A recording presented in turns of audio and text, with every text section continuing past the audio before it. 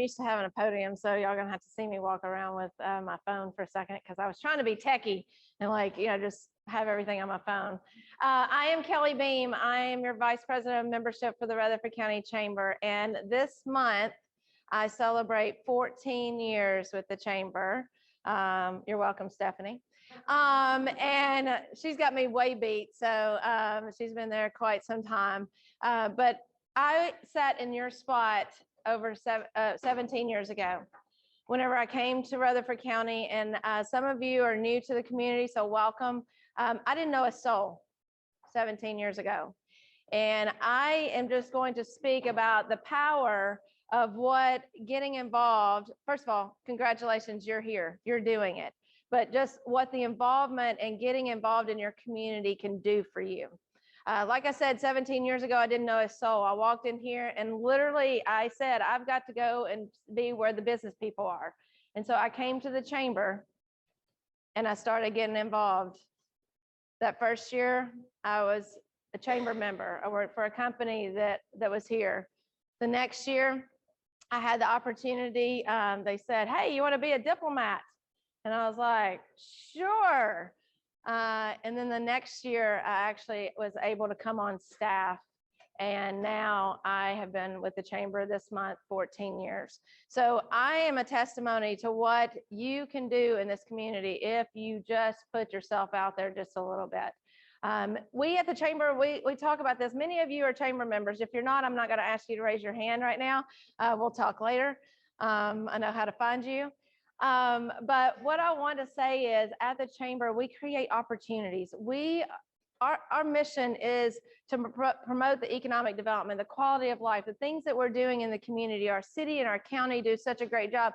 We just get to be the avenue in which we get to tell the story about our community, about the story about what you guys do to others. And I love sitting in orientation, and I am getting a few California folks and a few Illinois folks and all those folks moving in, and I get to tell y'all story about the businesses that I get to come in contact with, the ribbon cuttings that we've had. We've already wrote it down, and I didn't put my glasses on. Just this year alone, 26 ribbon cuttings. Just this year alone. And last year, we only had 70, but that was still good. In a COVID year, the year before, 124. So guess what? We're in line. We are moving forward. We're going. Just last month, it was 14. That was a little exhausting. We're going to try not to do that again. But we've got a lot of activity in our community. We're so grateful for that. But I want to talk to you guys really about staying involved, getting involved, finding ways. And this is a great starting point. Being a part of this group, Chase and I were just talking about just a second ago that I remember when he walked into this group and he was one of the young ones, and now, but it's exciting to see the lineage of this group and the growth that it's seen over the years. And then also, I've been a mentor. I had Miss Robin over here as my mentee. We really worked really great together. Yes, best hair ever. But it's about that communication and that relationship building. That is the key to our community, bar none.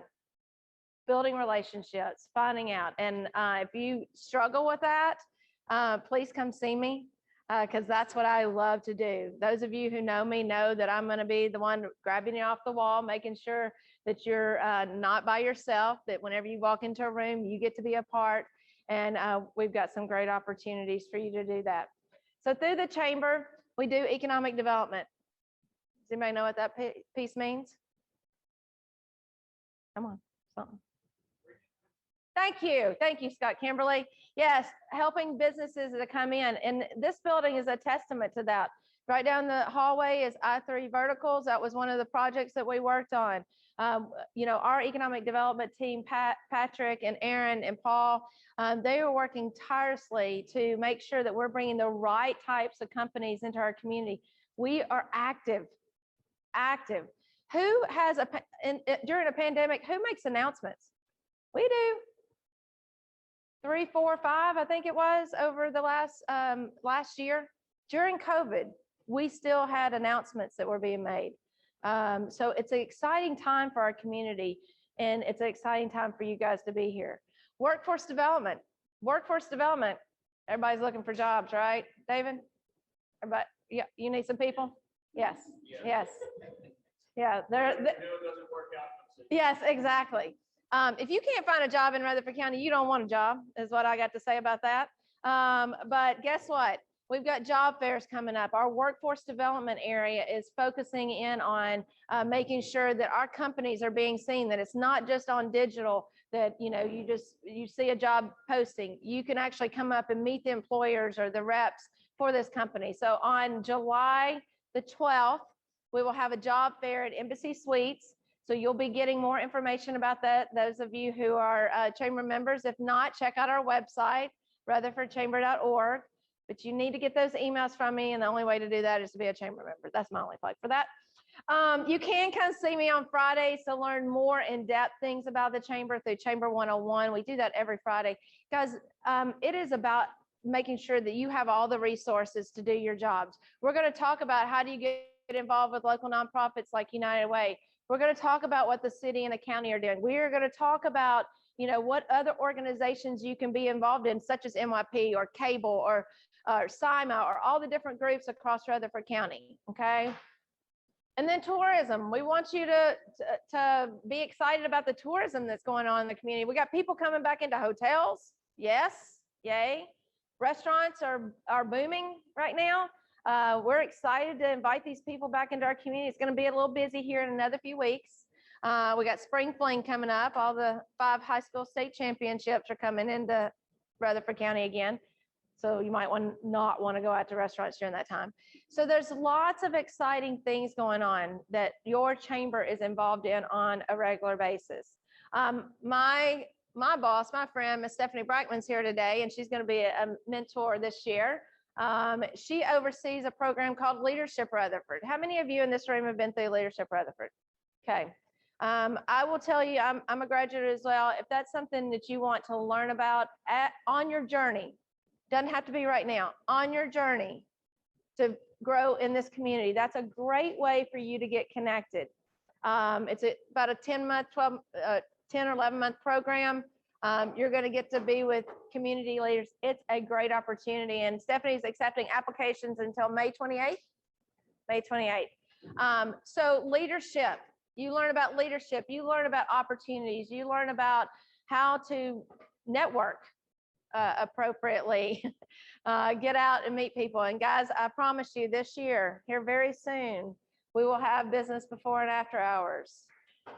Can I get an amen? Come on now. We're bringing it back. We're bringing it back. I know Bethany's so excited about that. But I will tell you, just take every opportunity that this community allows you. I had no idea that I could be in the role that I'm in today whenever we moved here 17 years ago. We just thought we were moving to a nice little community where we could raise our son at the time. Now we got Carly, so our kids. And this community has truly been a blessing to us and just the relationships that I've been able to build over those years. And so I'm so grateful for that. So take one day at a time, take your business cards, shake a hand, get to know somebody. The 5 rule, meet 5 new people a day. I've already met my quota today. I'm so excited. If you're not meeting 5 new people a day, you're just not even walking outside. And I'm being really honest because there's an opportunity around here every day for you to meet somebody new. Come and hang out with us at Ribbon Cutting. You're going to meet at least a good dozen people. We want you to be involved. So come to Chamber 101. I'm having like 9, 10 people show up to those things. How cool is that? I do ask them where they're from. I'm like, you from California or Illinois? No, they're not all saying that, but we welcome them. We just want stuff they left to stay there. We want to bring the good to our community. We want to bring the best. And I will say, how many of you guys are from outside of Rutherford County? Okay. When you come into this community, you may have seen something that you've had somewhere else, wherever you lived, and you probably said, oh, I wish we had that here. Good opportunity. You got a great opportunity to implement it. You guys are all going to be leaders. I've loved looking at this group over the last few years and to see the roles that you guys have been moving into. It shows that I'm getting older, and I'm okay with that, but it's pretty exciting to see this next group of leaders in our community, and I'm so grateful for what you guys are doing. So stay involved, get connected, come see me. I love shaking a hand and working with you guys as much as I can. So am I at my time? Yeah. Okay. Did you put a timer up there? Because, I knew you probably would. Hey, thank you guys so much. I appreciate y'all. Let me know if I can ever do anything. I've got my business card here for you. Am I introducing David? Oh, Kelly, the other Kelly, the Kellys. Oh, thanks. Oh, thank you so much.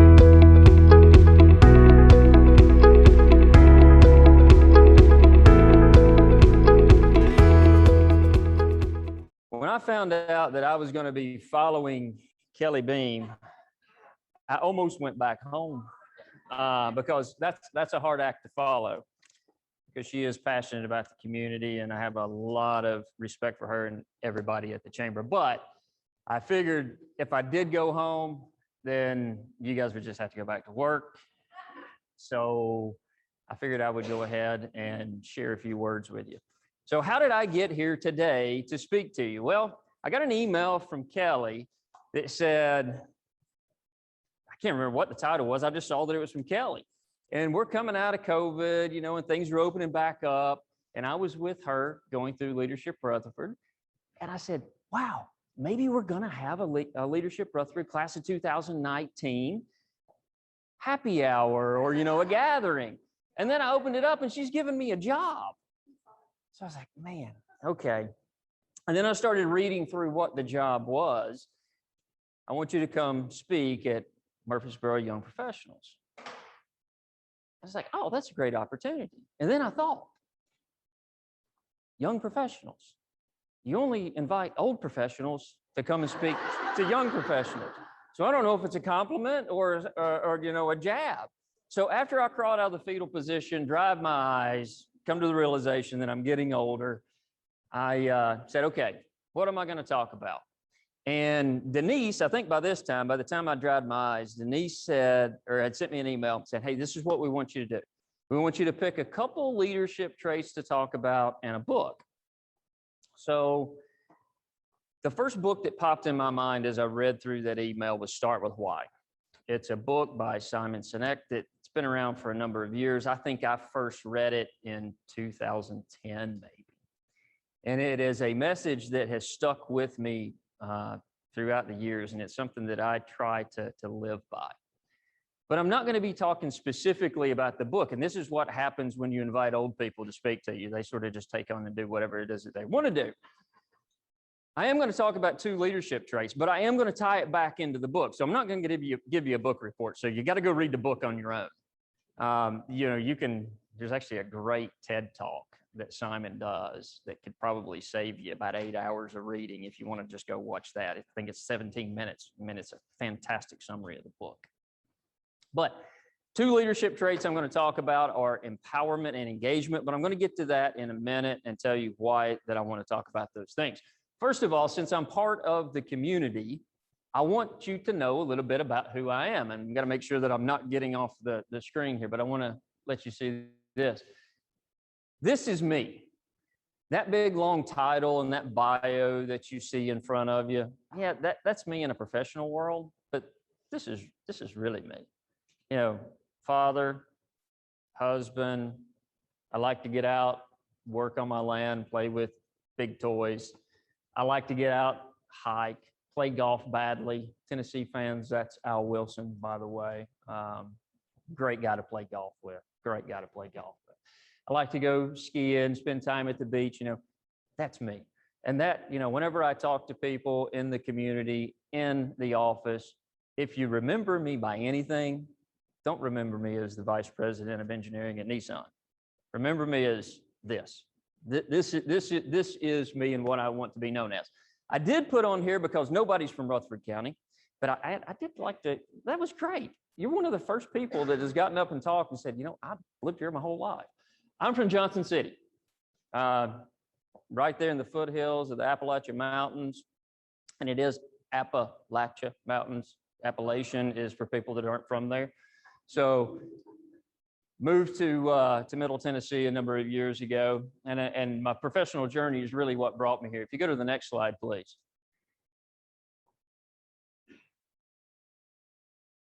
Did I put that one in there twice? Okay, there we go. I went to Tennessee Tech in Cookeville, got a couple degrees from there, one in civil engineering and one in mechanical engineering.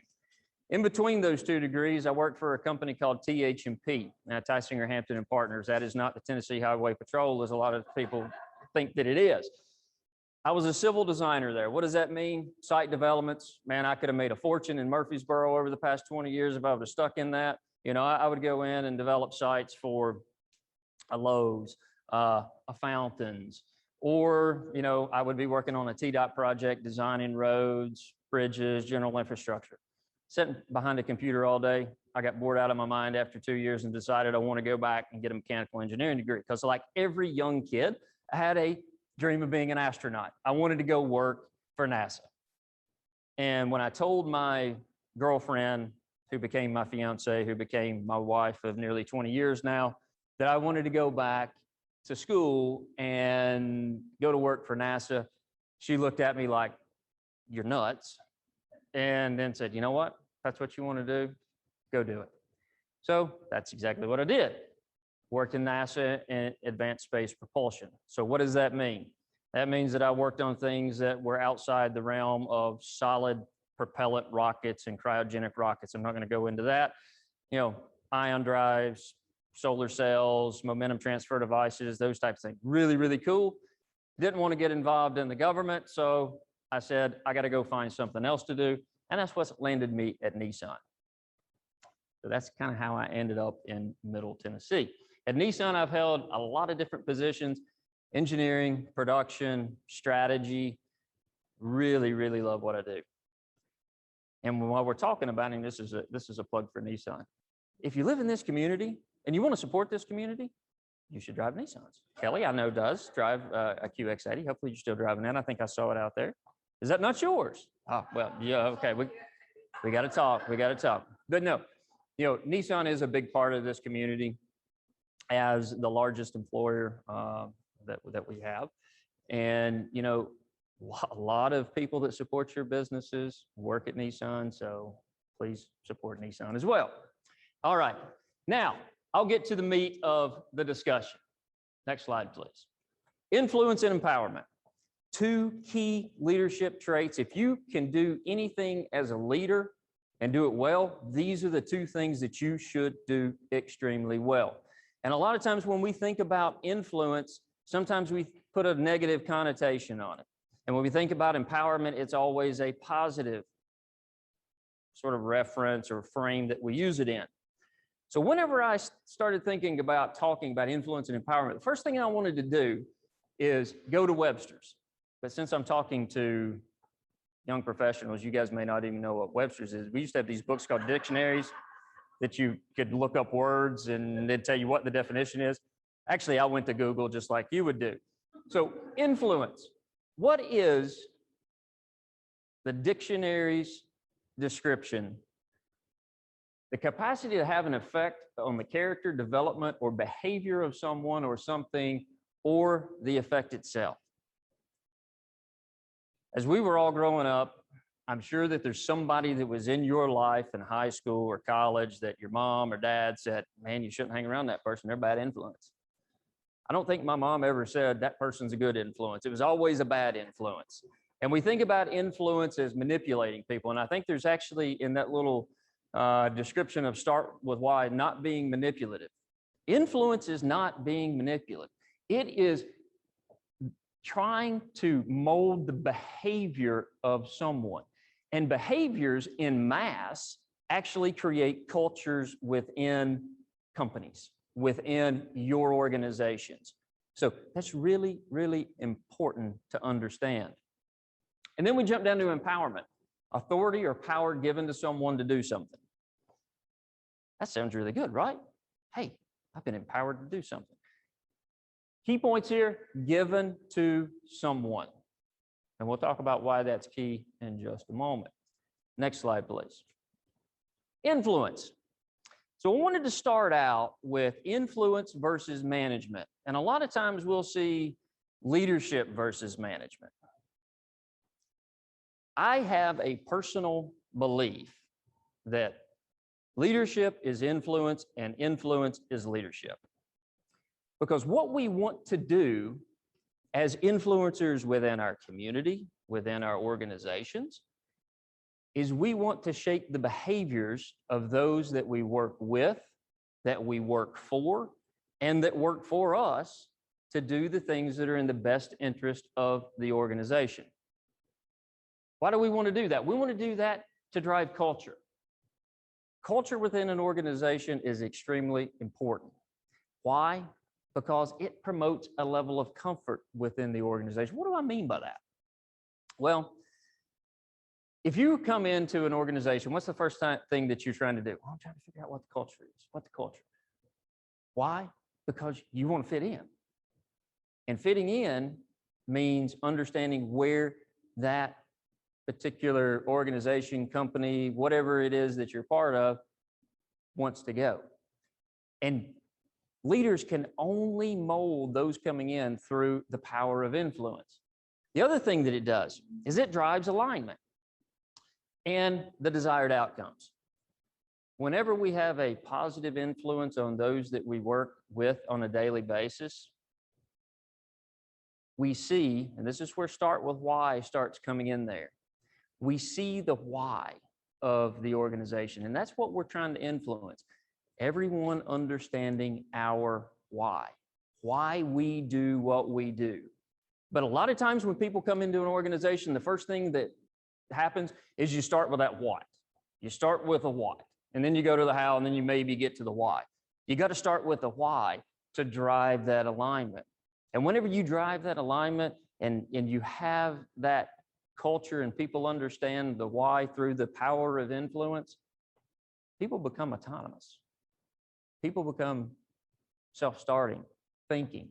And what does that do? It motivates people. The biggest demotivator is not knowing what to do. I don't know what to do, so guess what? What is the answer to not knowing what to do? You don't do anything, right? You don't do anything. So understanding the culture, driving the alignment gives a superior motivation to the people to go and do the right things that drives the outcomes in the team. So how do you do this? It sounds really simple. Well, start with why. Not a book report, just a bullet point. Start with why. Start with the center of that golden circle, which we'll get to in a little bit. But when people understand why they're doing something, they're more apt to do it rather than just following a, wash, rinse, repeat type of methodology. And starting with why is one of the most fundamental things in all of us. I'll never forget, my son was 3 years old. We were living over in Las Casas, and I was out working in the flower beds, doing some landscape. Well, my son at 3, he was a handful. I mean, an absolute handful. He's a joy now if you're watching, Thomas. He's an absolute joy now. But he was a handful. So Amanda, my wife, sends him outside. So he's out there playing in the dirt, and he's asking me a million questions. Can I do this? No. Why? Because I said so. How often have we heard that in our life? But as I, became more adept at being a father and started explaining why, I saw the questions get shorter and shorter and shorter. In my industry, we got a troubleshooting rule that we call asking the 5 whys. And you guys may have heard of that before. Because by the time that you get to that 5th why, normally you're at the root of the issue. Well, whenever you're just saying, well, this is why we do or how we do what we do and what we do, it doesn't get to that core, and the whys just keep coming. But whenever we truly address that why question, you're gonna see the questions get fewer and fewer, and people are just gonna start acting on the why, not the how. Sharing the vision. Where is it that you want to go? At fast signs, what's the vision? No, I'm not asking you a question. I'm just, if you want to get up and tell, you can. But, I just saw the name on the shirt. But people have got to understand what the vision is of the company. It's got to be very clear with the why in mind. And once that vision is clearly understood, people can follow it. People can start attaching the strategies and the tactical things that have to happen to realize that vision. Find and show empathy. This seems fundamental, but it may be the most difficult thing to do on there. And whenever I bring this up, especially being an engineer, people are like, man, being empathetic, we're problem solvers. We just got to drive. Everybody has something going on in their life. Everybody.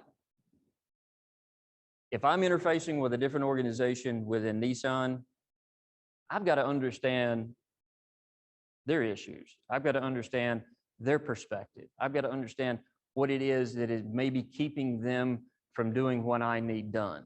And that's what I mean by find and show empathy. Whenever you're empathetic and people see that, you're putting yourself in their shoes. I know that's, maybe cliche and used way too often, but there becomes a collaboration and a partnership and a cooperation that can't be found by any other action. And through that, there is an influence that happens at the team level where people start to work much more closely, much more collaboratively, opening up on maybe some of the things that they didn't want you to know about, like how deep an issue may go in the organization. The last thing, walk the talk, consistency. You have to be consistent in your message and sharing the vision, sharing the why. You can't be, yanking it all over the place because people will get confused. They won't know exactly, what direction the organization needs to go, what it is that makes up your why. So you got to be consistent on a daily basis because people are influenced or influencing the most when they don't understand that other people may be watching. I'll tell you a funny little story. At least I think it's funny. If you don't, that's fine. I lived in England for 4 years.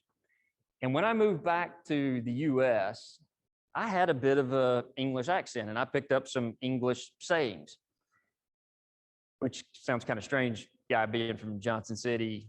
If you'd have heard my accent before I went to England, I'm pretty country now. I was way country, more country then. But anyway, when I come back, I would say things like Z instead of Z. I would call the color yellow amber because, everybody's got scorecards, red, yellow, green. I would always call it amber. I didn't realize I was doing these things. It's just what I had done for the previous 4 years. Well, I'm sitting in a scorecard review one day with about 20 people, and we're talking about strategies and objectives, and we've got a way of cascading these things within Nissan. We call them an H cascade, which basically goes straight down the organization, or we call it a Z or a Z cascade. And I realized that I was saying Z a lot because, hey, we're going to Z cascade this, because it starts tying the strategies and tactics together at the right levels in the org. Well, as we were going through, I noticed that everybody else in the room was saying Z as well. They hadn't spent any time in England. Why were they saying Z? Because leadership was saying it.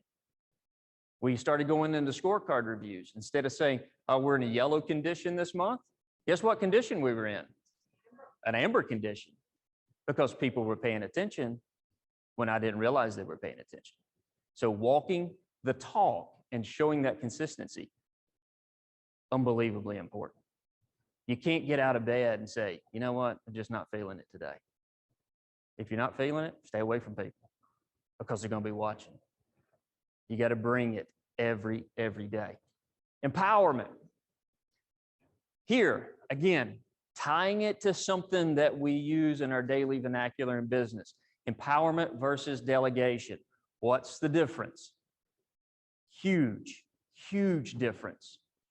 Empowerment is saying, Grace, I'd like for you to bake me a pineapple upside down cake.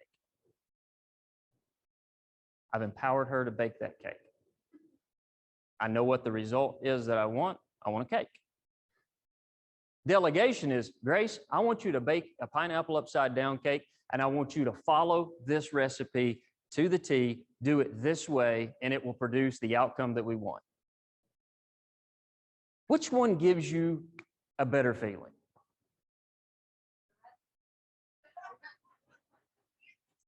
Did you notice that she is not a young professional in here?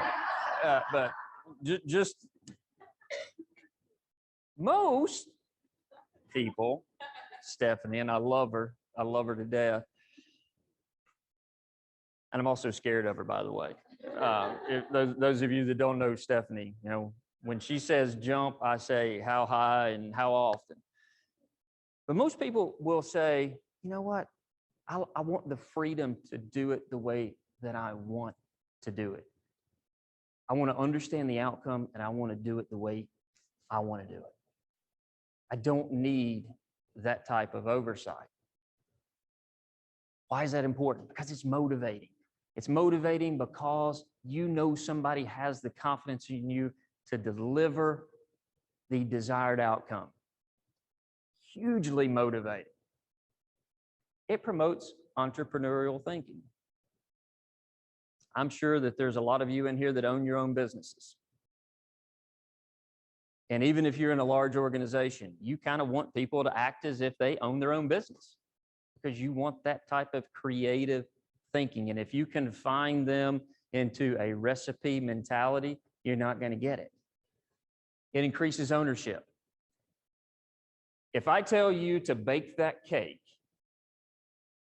sorry to interrupt your text, bake that cake, you're probably selling a house right now, got a big commission online, and give you the recipe, and it turns out bad, whose fault is it?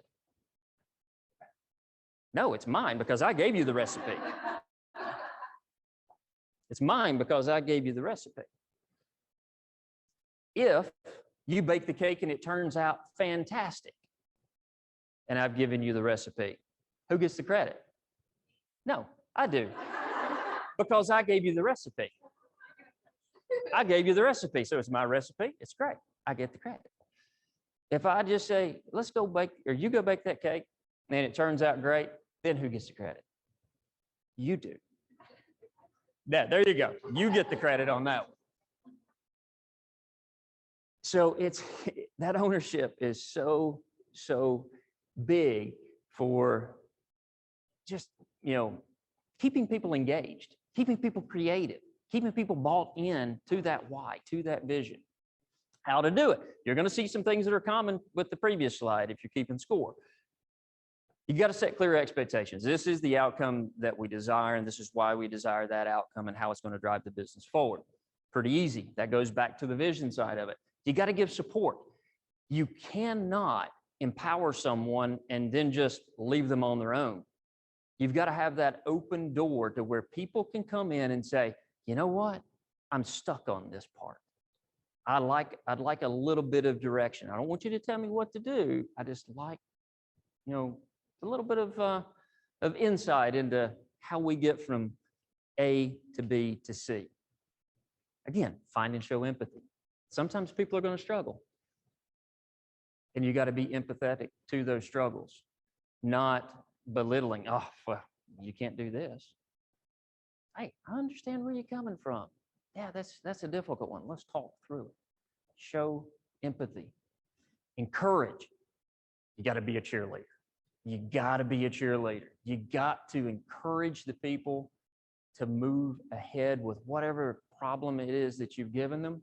And then whenever they reach that, whenever that pineapple upside down cake comes out of the oven and you take that first bite, you celebrate it.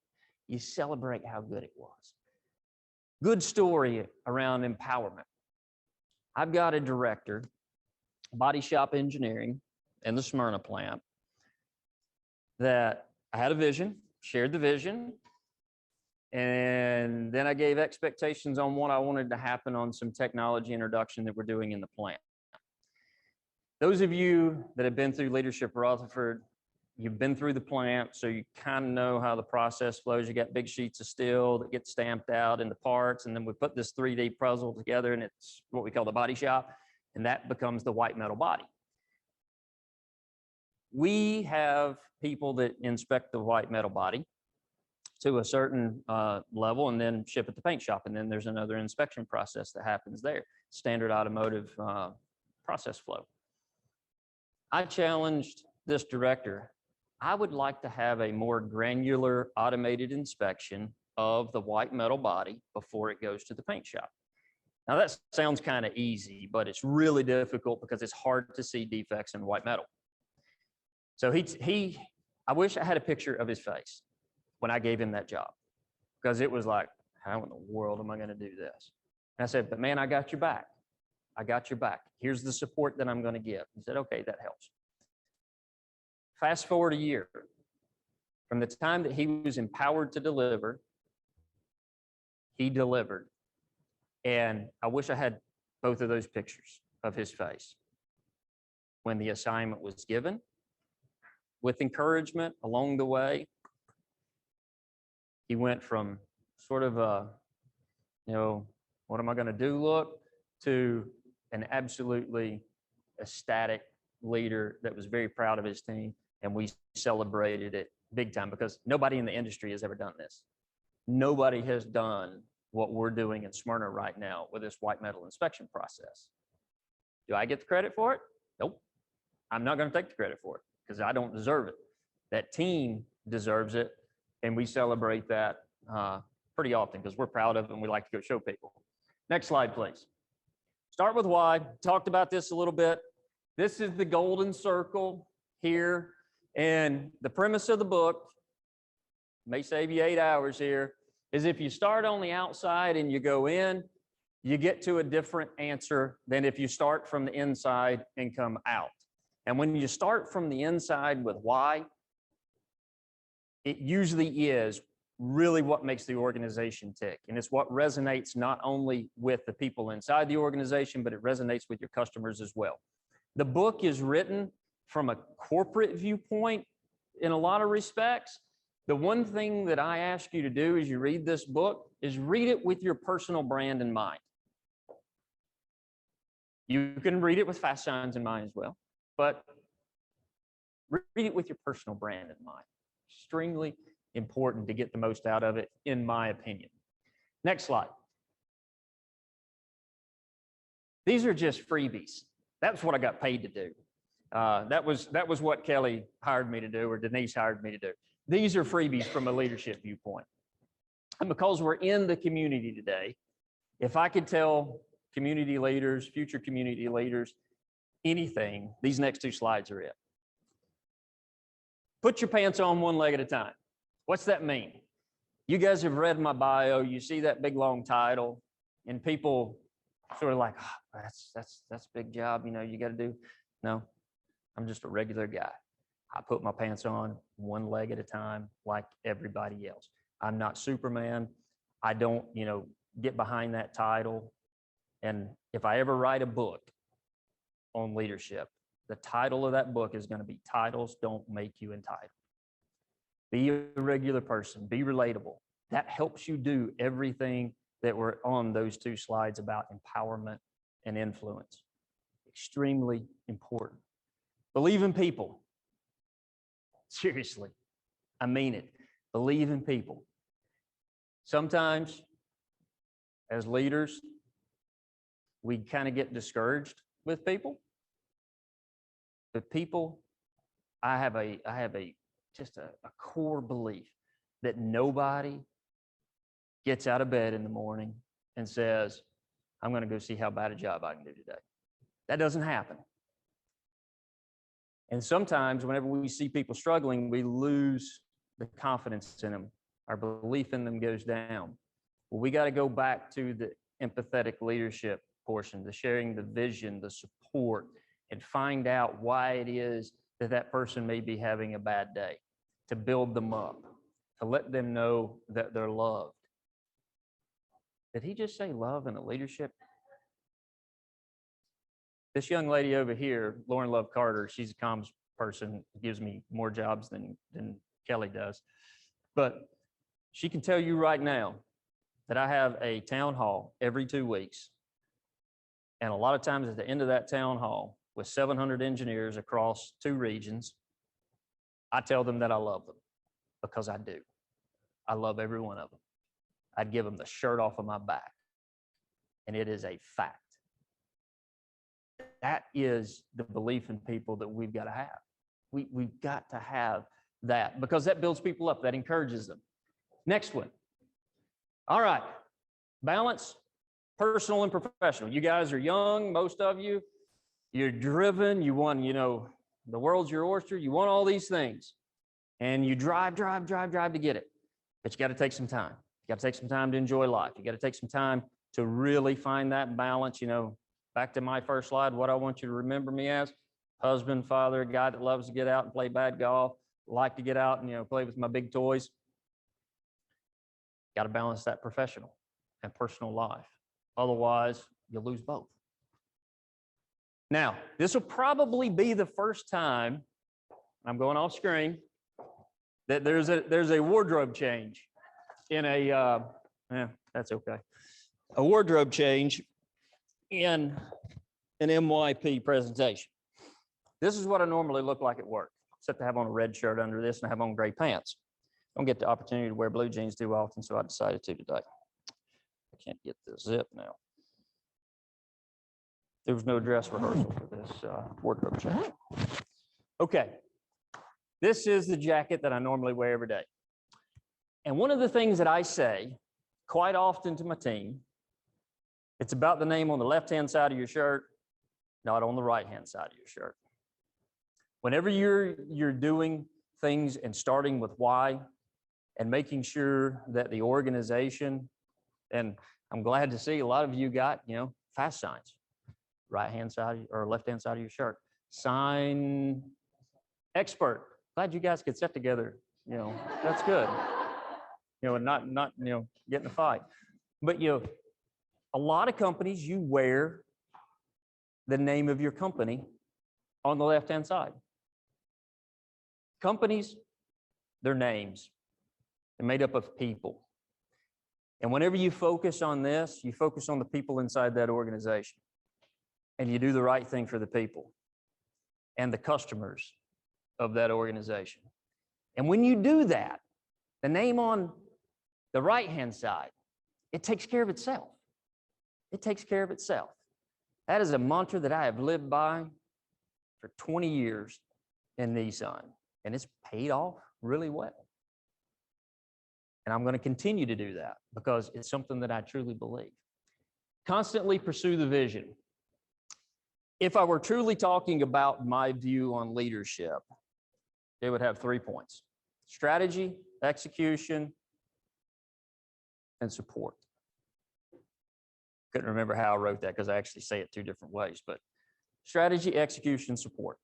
And where you are in your organization really determines how much time you spend on each one of those. In my organization, what I do on a daily basis, I've got about 5% on strategy. And I know strategy was listed as one of the things that I'm responsible for at Nissan.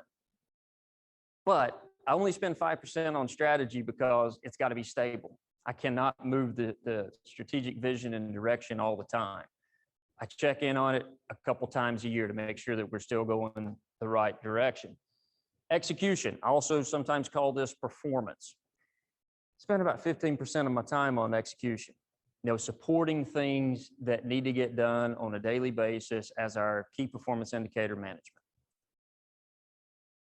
So if you're keeping score, that means I spend 80% of my time on supporting a lot of folks in my organization to pursue the vision, to do the things that they know how to do better than I do, to remove obstacles that prevent them from performing at their highest level.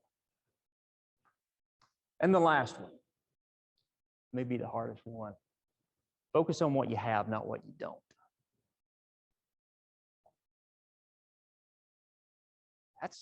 That's a big one. If I only had this, I could do this. If I only had, a a new computer system. I can manage my finances better. Don't allow excuses like that to creep in. This is what we have. This is what we've got to work with. And that even goes down to a personal level. And if I only had that outgoing personality of, Kelly Prince, man, I could really do great things. But there's only one of her. Don't let those type of things be limiters. Please, please focus on what you have. And whenever you do that and you work with people through influence and empowerment, I guarantee you'll get great things out of it. Great things out of it. All right, that should be the last slide. It was, thank goodness. Nobody slipped one in on me.